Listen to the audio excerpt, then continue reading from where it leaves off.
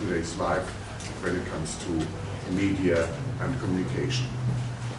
The second pleasure to welcome you now is the keynote speaker who is going to present this last paper, Lucas Provol. Without him, the whole COMPACT project would not exist because beside being the coordinator of the project now, he is also the author of the project as such, and whoever tried to submit the project to any European funding knows how much work goes into that and how uncertain is the outcome. Of course, this project has been so elegantly and so interestingly formulated that the European Union could not do anything else but accept it. Thank you for making this actually possible, and thank you also for having our Lisbon team working in that. As I said, this is a very challenging project for all of us. Lucas Provol has worked on these issues of the changing practices in science production and in using technology for supporting science production on many issues. Of course, cybersecurity, as this roundtable before, is one of the aspects. When I was listening to these many dangers that come from the lack of cybersecurity, I thought that one good thing that we all could do is also to think again why and what do we actually want to share. That was a suggestion also given by our guests. And the second thing is why and how do we want to participate in these kind of media and things. And when it comes down to, for instance, academic and scientific studies. And I think one of the key, or two of the keywords that you were actually working with in your scientific work have to do with these issues of participation, why and how, and also of sharing data or not sharing, and how and why. And today he will present another step in his reflection, now taking into account the role of artificial intelligence in this whole endeavor, and I'm very, very interested to listen to you now. Thank you, Lucas, for being here. I'll take this off so I can be prepared much better. This way. So thank you very much, Peter, for this excellent line of introduction. It's been a great pleasure to be here in Portugal, in Lisbon, this wonderful university. You have lovely weather. Ireland is almost the same, very close. But yeah, slightly lacking the department. But yeah, so thank you for coming and for staying with us till now. It's late. I know everybody would like to take rest and read something at that stage. But yeah, thank you for staying here with us. And yeah, so I would like to finish this symposium, which has been, I think, a great success, and congratulations again to the whole team for hosting. Is looking to the future with a bit of a hope. Because unfortunately, what happens in all these discussions about social media regulation and issues, yeah, we tend to be very negative, and we say this is bad, that is bad, we have to do something about it. But I would like to say, okay, what's the potential? What we can do more? Of course, there's issues. There's always issues, but let's look a bit with a positive eye in the future. And the topic today is how artificial intelligence and immersive technologies are changing the world as we know it, and as the future of tech-driven society. So I will take you on a journey now. So starting, I would like to spin a bit of engagement first. This is how we perceived AI in 50s and 60s. You know, if you watch any of the old movies, old sci-fi, or check old comic books, this is how AI is represented. It's this kind of big metal can-like robot, talking usually very evil, you know, related to aliens sometimes. So this is the understanding of AI. It evolved a lot, and for a lot of people, for general public, this is AI. This is all these drones, which are very dangerous because they're all around us, and you know, they fly around the airports, and everybody's paralyzed by them. So it's terrible, absolutely. But anyway, so this is the understanding of AI for general public as well. This is a bit closer to home and maybe safer. This is a German company, I think, offering self-driving bus I actually had the pleasure to go on one of these in a Smart Cities Conference in Barcelona, very impressive piece of technology. Yeah, so this is kind of closer to home. People have mixed feelings about it. You know, okay, can we actually trust this? Put our life in line with this? I don't know, how many of you would trust self-driving bus? Yeah? Don't be shy. Not in Lisbon. Not in Lisbon. In Germany. In Germany it will work. That's why they are starting in Germany. I don't know.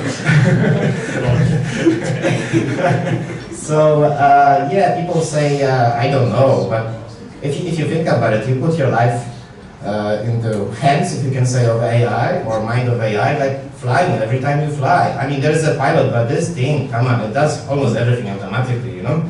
The pilot is just there just in case, and when just in case sometimes doesn't work, we have a tragedy, unfortunately, and that happens because we rely too much on that technology as well. So there has to be double thinking here to, of course, augment what human is doing, but also not to jeopardize basic safety. And that's, I think, the biggest challenge. I don't think we have to fear it, we just need to do it well. So this is, again, evolving understanding of AI, so we have this kind of very dangerous and a bit closer to home, and finally AI, which is a companion. AI which is a companion, form of an assistant. I'm here to help you, to support you, right? This is kind of closer home, and it's kind of when we see those humanoid or cute robots, we tend to kind of think, you know, have warmer feelings around it. And actually somebody mentioned in the last talk that, yeah, the child would trust a lot, right? Sorry, yeah. Would trust a lot. This AI is so nice, so cute, always there to help me. I really trust it. So it's still evolving, and it reaches the point that AI is starting to replace some of our friends. So, you know, this is the oldest friend of mankind, apparently, according to research. So when you check the burial sites, the oldest burial sites of Homo sapiens, there was always a dog there. You know, and apparently that gave us advantage over other species. So dog was always there, but now we got this. So even our best friend cannot be safe anymore because there is an AI replacement for it, you know. So it's not easy. It's not easy. But you see, like, how AI kind of evolves from something very abstract, something a matter of the future, extraterrestrial, almost like, to something which is very, very close to us. And yeah, and he's there, and he's our friend, and he's very smiley and encouraging, right? So this is going even further. This weird guy wearing the headset is actually me, and I am interacting with a robot that doesn't really exist. So this is basically a projection on the screen what I see in a VR headset, and I'm interacting, dancing actually, with a VR robot. So there is artificial intelligence, we can say, because it's not super intelligent, but there's some elements to it, dancing with me in VR, and it's projected into reality so people can see what I'm doing, because I look like, you know, a crazy guy, you know, what is he doing? So suddenly this becomes very personal. Actually, it's very immersive, because as you touch the robot, you get like a haptic feedback, so there is a sensation of touch.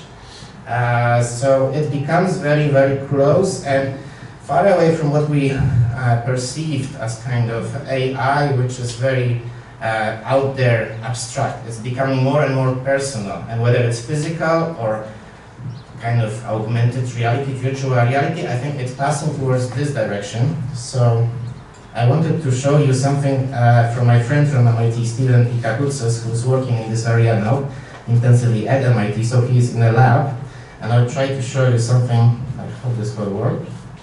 A short video. What is happening here? So I want you to observe what's going on. Okay, so you see he's interacting with this robot, and the robot should respond accordingly. Did you realize anything about this video which is a bit odd? Yes? Yeah? No? I thought you understand. Yeah? The robot doesn't exist in real life. Yeah, exactly. So I think this is the ultimate place where we are headed. That's why MIT is researching this. It's basically that the robots transition from this kind of physical form to augmented and virtual. So as they become more and more intelligent, they also move to be totally digital. So as we become kind of digital, that intelligence also becomes digital. and we will see only more of that. So AR is an area of massive investment now, and all the major players are there. So Apple actually made an announcement that in 2 years they're going to present augmented reality glasses that they foresee ultimately to phase out iPhone. So they want to get rid of the phones out of our pockets and move everything to our glasses. So that everything will be AR, so everyday interaction will be AR, and we will be having friends who don't exist. You know? Your imaginary friend or less imaginary friends will be all around you, and they will assist you, and they will take care of you in whatever you need to do. So this is something to think about. But after what I showed you, can you tell me what would you foresee as the biggest challenge in all those cases I showed you, finishing with this kind of virtual friend that is there, but that isn't really there? Do you see any? Can you think of any specific challenges that all those technologies I just showed you? Can you tell me anything? What would be the biggest challenge that you would think those technologies are bringing? Yeah. The human aspect. Human aspect. What do you mean? Can you refer to it? Emotions. Emotions. Yeah. What do you say? Maybe weaponization. Weaponization. Somebody. Feelings. Feelings. Okay, so human feelings, this kind of emotional aspects, weaponization, anything else? Yeah? I think this idea that robots are gonna conquer the world, which sounded to me like a bit silly first, and then I heard about this experiment when they let two AIs communicate with each other without a human being able to see what they communicate, and then after 1 hour they opened the box. So they saw what they were doing, and they already built a cryptic new language, and then they shut down the project. And yeah, I think it sounds really dangerous. So I was supposed to be positive, and we have a lot of fear again. My goodness, it's not good. Anything else? Any other challenges? Also access, because we have lots of people that don't have access to like phones nowadays, so we're increasing the gap. The gap, yes. The gap. Sorry, the digital gap. divide, if we can Yes. say, is growing with those technologies. Yeah. Anything else? Values. Values. Ethical values. Ethical values. Okay. Who defines ethical values? Mm-hmm. How to deal with imprevisibility. Someone please help. Unpredictability. Yeah. So it will be unpredictable. Will take over the world. Yeah. Anything else that comes to mind? Yeah. Control. Control. Yeah. Very Do good. you stop it from learning things? I mean, it's an intelligence. It's an artificial intelligence. It can learn everything it can learn, and it's not like us. We have a limit of knowledge we can have. We can't remember everything, but they're a computer. They can. So. And they will not forget. Yeah, they won't forget it. Yeah. So this is going even more into the future, but can you think about some immediate threats, maybe? Anything that, maybe if it's, out there, and it will be there in another 2 years quite massively because it's growing. Yeah? Hacking. Hacking, yeah. Also, they require power and energy. We're already demanding a lot from the planet in terms of those things. And We are increasing the carbon footprint by generating all those new toys, yeah? Oh, that's true. I mean, it's relevant. Okay, so I think all of you somehow addressed things that we actually learned as we studied. I would like to go back to this guy because he's quite a nice example of risks. So I will try to start with exactly with what are the risks that we have to alleviate. I mean, this is not being, dystopia. It's just basically to anticipate things and be reasonable about it. And then I will progress to the actual opportunities and benefits because there's many. So when you look at this robot, do you have any concerns about this robot? Like this is by Sony, this is the second release of Evo robot, which is a very friendly robot, dog robot. Do you see anything specific about the design that may create some concerns? It's a camera. Yeah.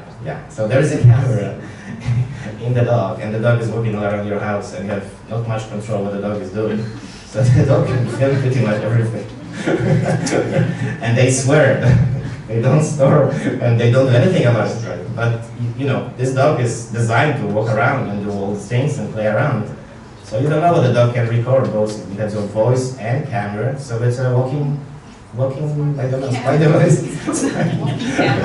Which can be very good, but maybe sometimes not if you don't want to be 24/7 public, but that's what it basically offers, right?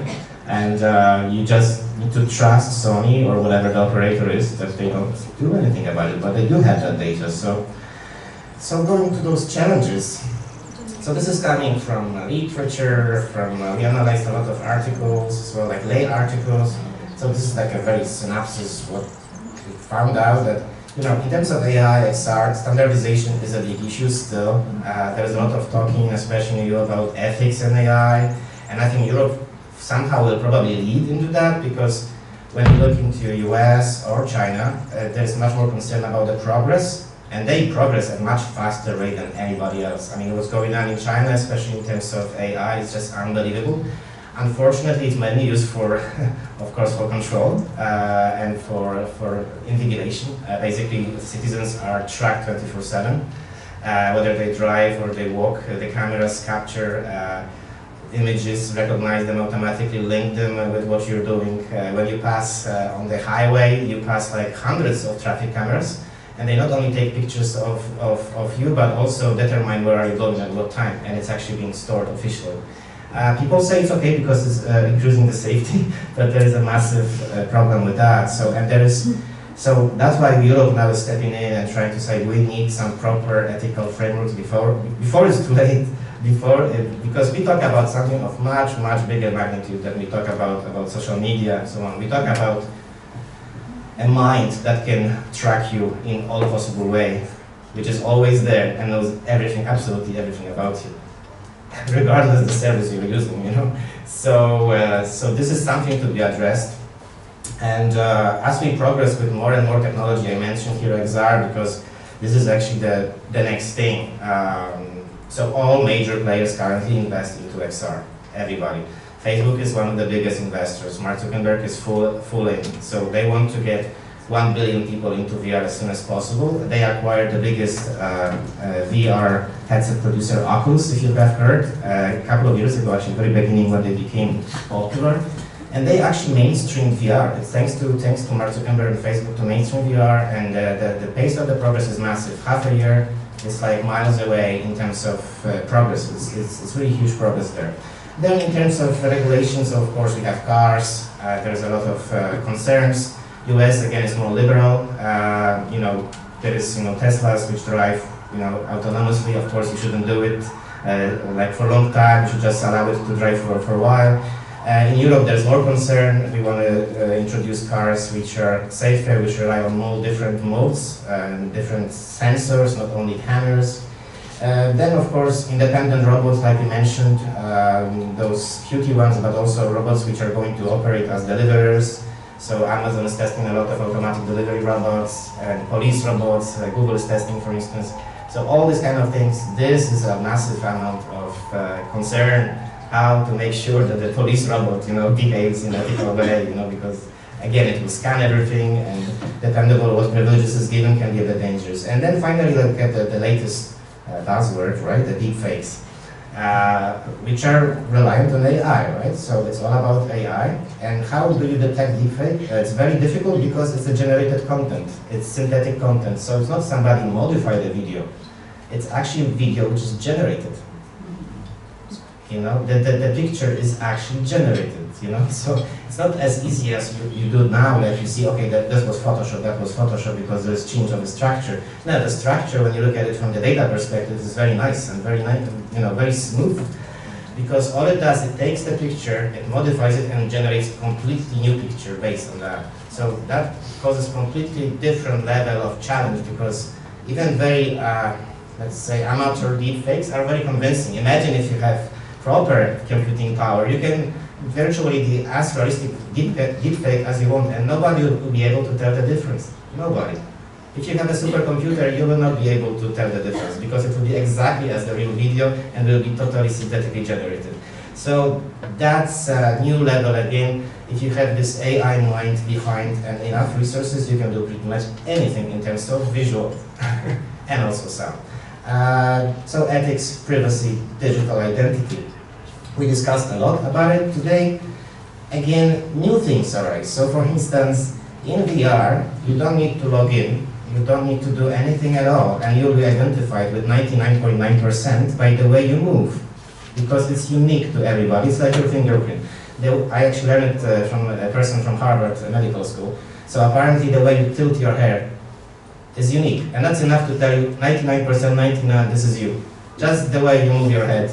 So the headset, because the headset tracks your head and other parts of your body, if this information is stored, the system immediately knows this is you for sure, and you don't need to disclose anything at all. The system knows immediately that's you. Then again, through AI, that can be combined with all kind of other information, and here it goes, different privacy concern. Yes, so you enter some space, you don't know you've been tracked, but you've been identified from first second you enter the place.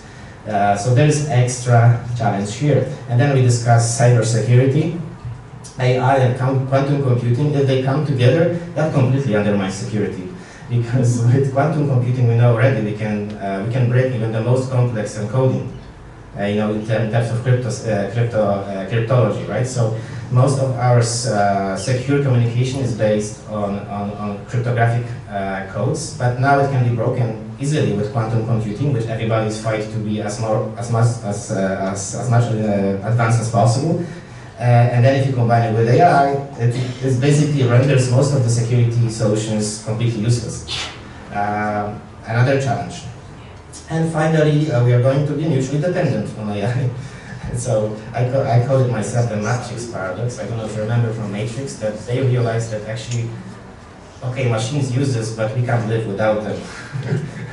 And I think it goes towards this, that we know that the machines, all this brings a lot of risk, but we cannot live without them, and let's face it, right? So, and we cannot just go back to medieval times and say, okay, we won't use phones, we won't use all these things, really great. We will, we will live like, I don't know, native people, this is not going to happen, right? Some people do, There are communities who deny that, we live in the present, they go back to the past, but that will not happen. So, yeah, we have to face this paradox. And by the way, this creature, the spider is totally real, by the way, it's like 100%, I saw that. Believe me. So, to kind of summarize again AI and XR, so it's all around us. So it's in your Alexa, in your phone, on the web, controls your heating, air conditioning, more and more devices, pretty much everything by the end of this decade will be controlled by AI. Pretty every system. And it makes only sense because that's the only way to optimize those devices. Like I know, like one of our engineering buildings in Ireland got an award for best engineering building, best construction of the year. And it had a lot of interesting systems, smart systems, but they were not interconnected. So for instance, heating was working separately, air conditioning was separate, and a system that was opening the windows to bring more air, it was measuring the carbon dioxide inside, so if you were sleepy, it would open the windows. So they were not integrated. So now they need AI to bring them all together to work smartly, because otherwise, the heating goes on, air conditioning does its own thing, windows are opening, everything does its own thing, and it's a nice symphony, but it's not very optimal in terms of energy consumption. To say the least. So again, now there is another system on top of that using AI to control all of it. So it will naturally go all in all those places. And yeah, the AI replaces our closest friends. So dogs are first to go, but I think at some stage even our friends and maybe even partners will go. We see more and more applications of this kind. So a lot of research goes into, you mentioned emotion simulation and motion recognition. Alexa already has a motion API. So Alexa is already able to respond differently dependable on the emotional state detected. So she would provide different answer. Google too.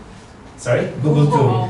Yeah. So this first step, second step is actually to simulate emotion and have contextual information impacting it. But this is not far off. They're introducing step by step. So you mentioned all these human aspects. I think robots can become very, very human. But also you have no control over them, so they can be a bit seductive. There's a lot of movies, popular movies that challenge these aspects. I think it was called Ex Machina from, you saw that? It's very interesting, like it undermines the love, the robot. What does it mean if a robot loves you? just to achieve something, or is it real love? I think it's a very interesting problem raised there. So if you have this ideal partner that understands you in all aspects, and it's artificial, can you still trust him or her, or it? I don't know, because you also, yeah, whether we should call them her or she is another thing. So this is coming, and because this technology progresses, and the sad thing is, again, I said, you can see that in Europe, we are so concerned with all these valid things, which is ethics, that we fall behind in terms of technology. So those who don't really think about it, they dictate the rules. Because there's no European Alexa, and there will not be probably. So is Google Assistant. So we can define our great rules, but great, because you go at the end of the day by Alexa. So I think there is a need for kind of a better framework or compromise in European market, saying that these things are important, but we also need to stay competitive in this market in order to have anything to say. Because otherwise we have very nice conversation here as those technologies are being developed without our inputs. And they won't care. So I'm saying, like, in order to have an impact of those, we also need to catch up. And then we can start to also incorporate those things. But we need to stay competitive. So the list goes on and on. I say AI is everywhere, and the whole thing is blending. Like this picture below is from Facebook Spaces. Now it's removed with a new platform called Facebook Horizon, which is a new VR platform for interaction that will be released in half a year from now, I think. So it blends, for instance, interaction in real and VR. I am a VR person. I called my friend Catherine from Boston, and we were chatting in VR. I just called her on her phone, from virtual phone, and she was totally like, wow, what is going on? So, and I could have an artificial person there as well, AI, and could talk together. So this is very, kind of mind-blowing. In terms of AI and XR, so AR completely infiltrated us already. We have it in all kinds of mobile apps. You have Instagram, Snapchat, everybody's using these lovely extra overlays that make us laugh. IKEA introduced a lot of AR apps to better plan your interior design. I don't know if you ever tried. You can do all kinds of things with the furniture using AR and your mobile phone. I mentioned that Facebook acquired largest VR player Oculus. They released many affordable headsets, and they are pretty sold out. So this is happening, whether you like it or not, it's happening. And major trends, we again based on literature, and I don't know how much I mean. 5 minutes. 5 minutes, all right. I see. I can talk about it all the time. It seems that according to authors, by 2021, 50% of research queries sent by 2 billion people is going to be mediated by actual voice assistants. So everything we search on the internet will not be directly Google, it will be voice assistant, and we see this especially in the youngest generation. They don't go to browser, they just ask Google. Why would you go to the browser? What for? Just ask Google. As simple as that. And as Generation Z and further generations come, there is a clear path towards AI mediated communication. So we will trust AI, or we should, but we have to design it so it's trustful. Social media is already moderated by AI. I briefly mentioned that in the panel that Facebook has thousands and thousands of moderators who go through very bad content, and they are psychologically affected. So they try to elevate it by AI. So AI is pre-processing, so it's like doing the first layer of filtering, and then those guys just look at what AI already filtered, so they are spared the hard cases, because it can be really tough, believe me. Like the stuff they go through is terrible. So you couldn't believe what people are able to put online. So, so AI is more and more employed towards this. So the ultimate goal is to AI will do everything. Yeah, but now we need like thousands and thousands of people still to follow up. But it's there, and so 80% of senior executives worldwide also plan already implemented intelligent chatbots on their websites, and they want to make it part of their business. And we are talking about something much more than popular chatbots where you just ask about basic things. We talk about transactional agents, so you can actually do the thing with the artificial agent. So you can book the flight, you can buy a thing just interacting with AI alone. You don't need a human actor. You can set up a bank account, you can transfer money, everything just purely AI, no call center at all, So, and many of these are also not textual, they're actually like call center. And I don't know if you saw the latest presentation from Google. it was practically indistinguishable from human being. And people got really concerned that there should be a message. The person who called you is artificial person, because you couldn't tell the difference.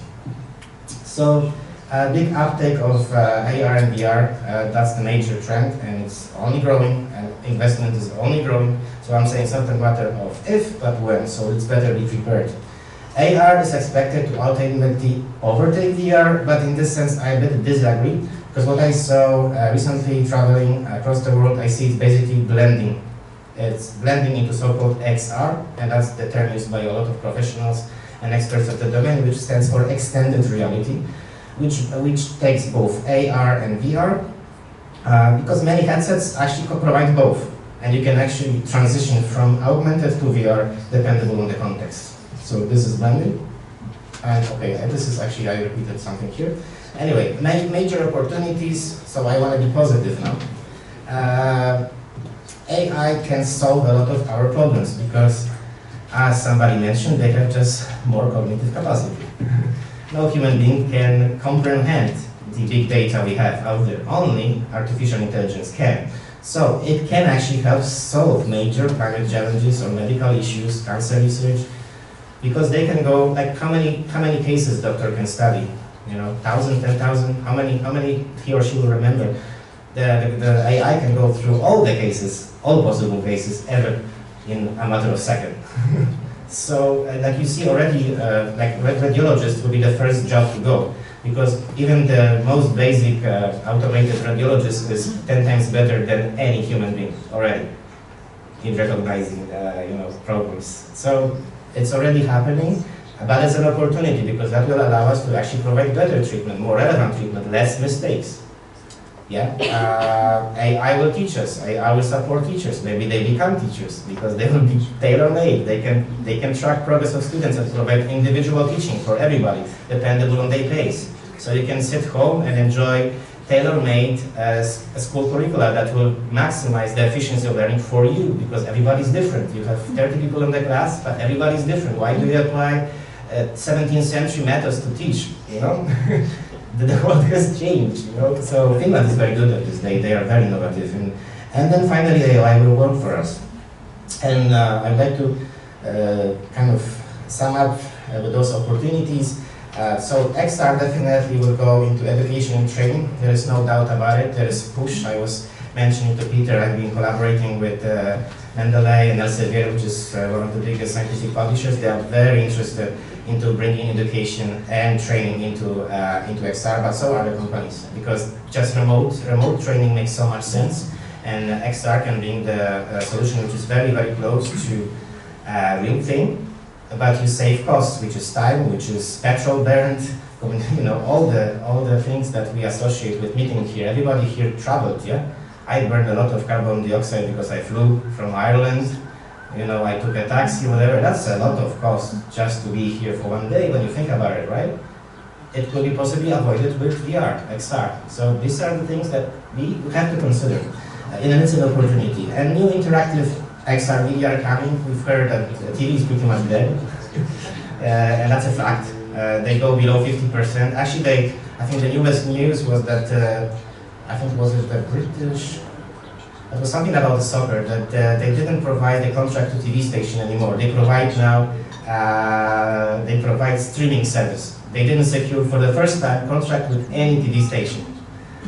They offer API for streamers to jump in and use this API. So TV is losing the major revenue stream, which is sports. The advertising is already gone.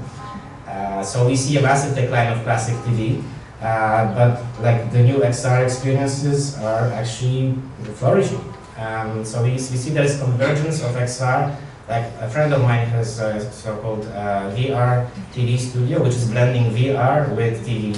So you have people in any possible environment you want, and they can be live.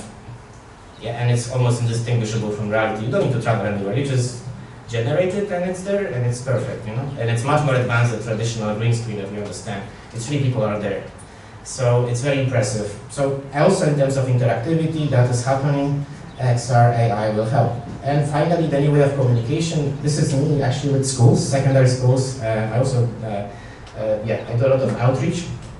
Like every couple of weeks, I have schools visiting, and I take them on a journey. I introduce them to the world of AR and VR, and we do a lot of social activities. So they are in real, and this is how they are in VR at the same time. They are actually interacting now in virtual reality, at the same time. So they are now in one space physically, but they could be sitting everyone, each of them, in their home, and they would be socializing in VR. So we are using here the ArtSpace VR platform, which is owned by Microsoft now. They acquired that, and I'm using this for a lot of experimentation currently in terms of communications. I mentioned Facebook is going their full hands. They're going to have Facebook Horizon platforms, I say, mid of this year. We should combine a social platform with Minecraft, with business, Second Life. You remember Second Life? All these things. So Facebook will be completely, so business, leisure, friends, everything will be in VR. Sounds scary, overwhelming, I don't know, I like it. I'm looking forward to it. So to sum up, because everybody's so scared now, a digital XR and AI paradise is happening, the future is coming and it's digital. And I finish with kind of a very beautiful pirate painting here. It's a graphic. Do you know what was one of the major commandments of pirates? It's from Pirates of Caribbean. I don't know if it's real. I don't know. Do you know what was one of the major commandments? Okay, I'll help you.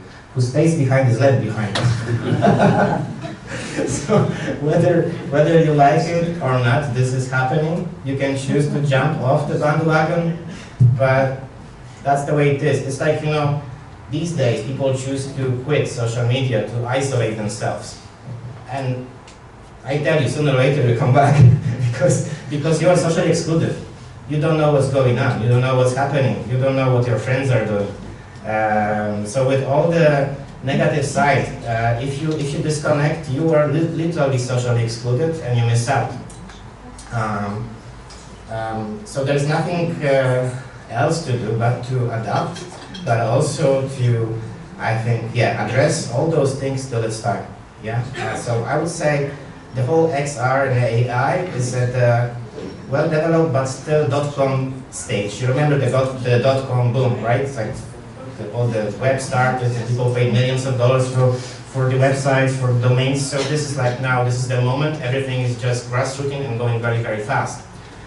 So I think this is the best time for people, for researchers, for people working in ethics, humanities, to actually step in and define this space before it's defined by tech companies. Because that's what's going to happen. If you don't step in now and you don't define anything there, they will do what they think is right, what is good for the business first. So what can bring profit, and maybe some new models, business models will be developed. Like we see social media business model is not the best. Maybe it could be better if people stepped in early enough.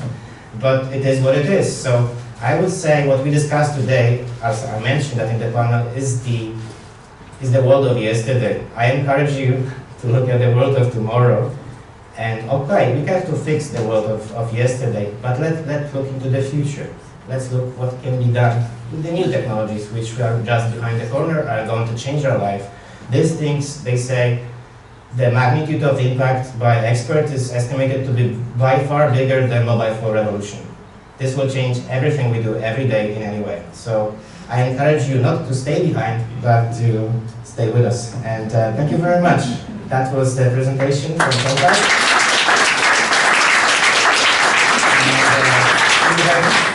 Basically COMPACT codes. So this is our website, our Twitter account, of course, because we're social media, not yet VR, but we are on all social media, on Twitter and Facebook. And if you want to link with me directly as well as coordinator, here are my links too. So I will be very happy to to link with you all, to listen to what you have to say, and maybe some suggestions of what else we can tackle. The project is still running till October. We have a few more events to attend. Stay tuned for more. We are presenting especially with Bisera is nodding in Eurodig 2020, which will be a big event. Hopefully we'll be also in Ministerial Conference in Cyprus. Fingers crossed, where a lot of representatives from all around Europe will come and discuss the future. So yeah, stay tuned for more, and do encourage you to stay in touch with us. Thank you very much.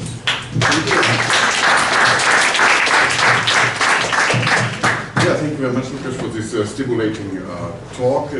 I must admit that I'm a bit afraid that your not afraidness was scary for some of us. So I can only imagine that there are many questions or protests or add-ons or whatever you like to do in the few minutes that you're still with us. Please, go ahead.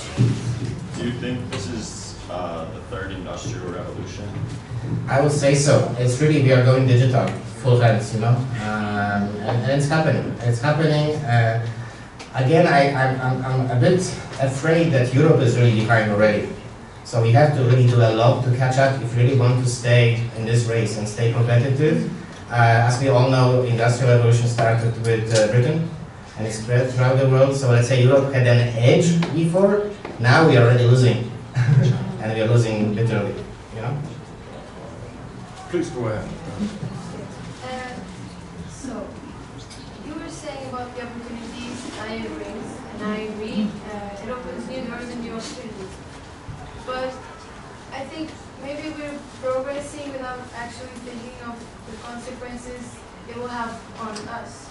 Because there you said that they will teach for us and they will work for us. So what's going to be our purpose if they're doing our jobs? If we have IA being policemen or doctors, what will we do? It's a very philosophical question, but I think I'm hopeful. I'm not a philosopher. Very real. But okay, I can say what I deeply believe, and maybe some people in the industry and in research agree with me, is that when you look at the ancient times, when you look at all these guys we worship, like Aristotle, Socrates, all these big guys, they didn't work. They didn't work. They had an army of slaves working for them, which was very bad. But they didn't work, so it didn't prevent them from having a purpose in life, right? They actually did magnificent things. So I think actually we made an interesting loop here.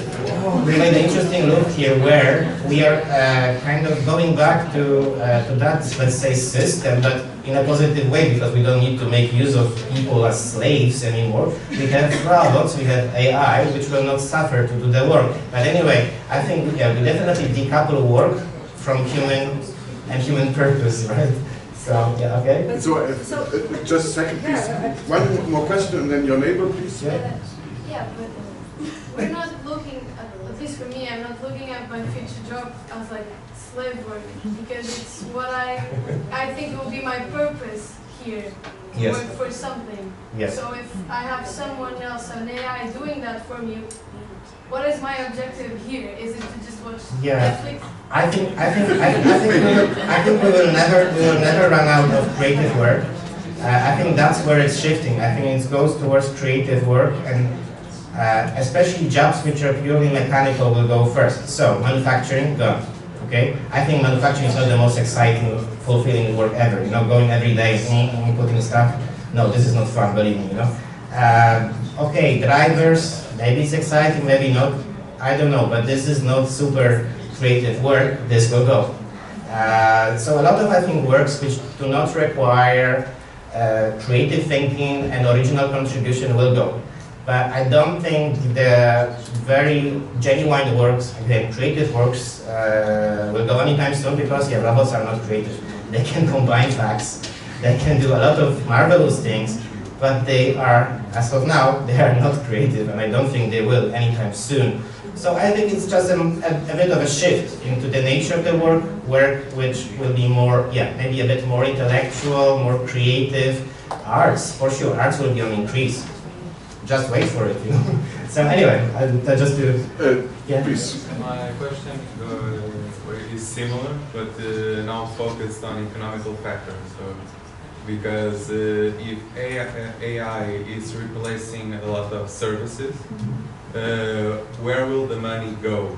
Because it won't go for the people providing the service. It will be going for the company that owns the AI. So where do we produce money for us, and not only for the big companies that will monopolize the AI sector? This has been already considered, and lucky enough, the owners of the biggest companies actually are quite positive about it, in a way that they propose the universal basic income.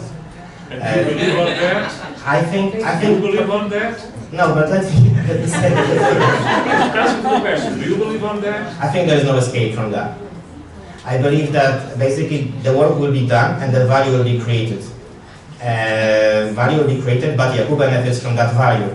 So there should be special taxes, there should be special way of getting this value monetized. And if you look, even in China, you say, okay, China made its economy based on cheap labor, right? Even the largest Chinese manufacturers, now they change everything into robots. So people are, half of those factories, they're all robots now. So they don't use workforce anymore. You are mixing that. No, but then, okay. Mixing the concept. But You are mixing bear with me, we have only a few time left. So, Victor first, then you.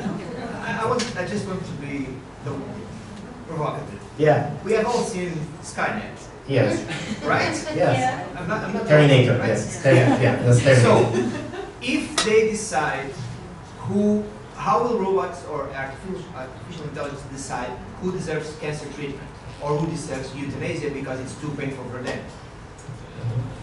You see, so that's why very early in robotics there was the set of rules for robotics, and actually a lot of scientists in the domain sign off to this. You know, that the basic rights that the machine can never harm, and so on and so forth. So this is so people working, for instance, in defense. I'm not talking about harming. It's a decision. If they have the say on the treatment, how will they decide who deserves treatment or who deserves euthanasia because they are? But you see, that's the same question like how the car decides whom to kill when there is an accident. It's a question of Exactly. ethical Yeah. values. So I'm saying, Ethical values. I'm saying, so yeah, but now it's done by a human being, and I would question whether decision made by a human being with our limited cognition would be better than artificial intelligence. Maybe not. It's not fair. Dependable on the situation, You are because always running out of the question. So, Always running out. Katarina, please. Yeah, I don't know if I'm going to help, but on a very positive scenario, people will have more free time. You won't be slaves. You have more time to converse to each other. So we are actually, on a positive side, we're going to, how do you picture this? What are we going to do with the free time? Are we going to finally interact with each other? Or in a negative scenario, we'll actually be poor. Because if Europe is already behind, Europe is going to work for someone, and to which extent this is actually good. You know, do you see how very positive? yeah. So I would start with the first thing you mentioned. So we will have more time. There's no doubt. Then how we accommodate the free time, whether we watch Netflix or something else. This is happening already now. We have a lot of automotion. We have much more free time than people living medieval times, but yet we waste a lot of time. I think definitely because of social media, the way it went forward, we already started to think about it. People think about the addiction, about the implications. It's already happened. People already realize that there is risks attached. And interestingly enough, that's also mentioned by people like Mark Zuckerberg and owners of those platforms. At the last conference, Mark Zuckerberg actually said it. He said, we have thousands of friends, but most of your links are meaningless. You know? So what we want to do, we want to support meaningful interaction. And what he meant, this is actually one of the reasons why he invests into VR, because he said he foresees that when social networks will go towards XR, the number of links will drop. You will have maximum 50, maybe 60 friends, maximum. And you will interact with them in a more meaningful way, because you know those experiences will be more like real experiences, so you will not waste time with total strangers. You will probably stay more in more constructive interactions. So actually one of the reasons they move to VR is they say because we want less but more meaningful communication. That's one of the things. Yeah. We have two more questions and then we can continue. There's a lot of emotions. So please. So my question is more likely to the Terminator question, but yes. also on the there's a there are movies called Blade Runner, Yes. and they are more, I think, more realized than, Yes. or more believable that they are becoming more powerful, these androids. They are becoming more human than human. Yes. And is it a possibility that they will outgrow us and we will be secondary species? So they will be the prominent... Again, this is a very deep question, but I would like to support myself with the Yuval Harari Sapiens book. I don't know if you ever heard of it. It's very good. Also, book Komodeus, which is the second one. And the author, he's Israeli, very famous now. He looks at what is now, and actually he looks at the whole history of mankind, and then he looks into the future. And he said, there is no escape from three scenarios, because we will change this way or the other. One is we will continue augmenting ourselves with technology, which we do not. We augment our senses. I'm talking on the phone with the person who's on the other side of the earth, right? I cannot reach them by my voice or my ears, but I'm augmenting my senses, so suddenly I'm talking to somebody on the other side of the earth. I'm augmenting myself. Now it's a separate device, maybe it will be integrated in my ear in 10 years. And we use all kinds of devices that change the way we are, the way we behave. It's actually already proven that the way our brain works is already altered. There's physical changes in our brain because of the way we use the internet, we browse. There is architectural changes. So we do change. So that's scenario one. We continue augmentation, external augmentation. Second is biological change. This is very controversial, but it's probably will happen this way or the other.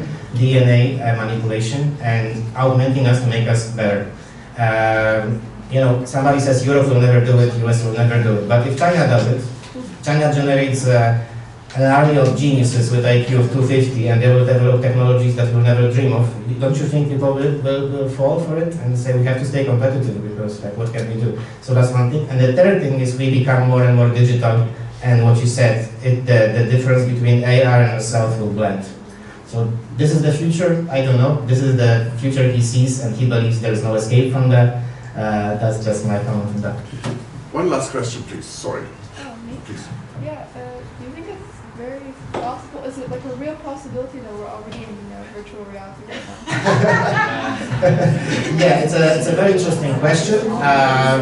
Funny enough, a lot of big guys in tech, like Elon Musk, and actually a lot of physicists and mathematicians believe that this is a possibility.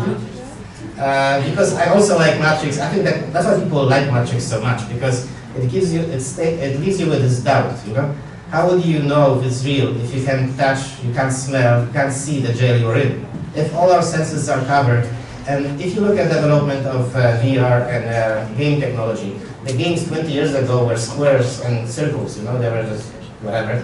Now you have photorealistic graphics with PlayStation 4, Xbox. It really becomes like reality. This will go to VR.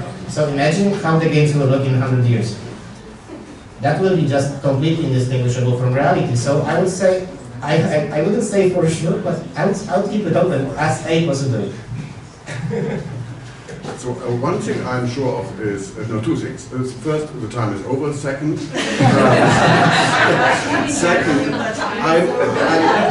I'm quite sure that we do not exactly know how our future will be. Yes. But I'm sure that we have a role to play in the future that we're going to have. And thank you very much for having illustrated it very brilliantly today. Thank you very much.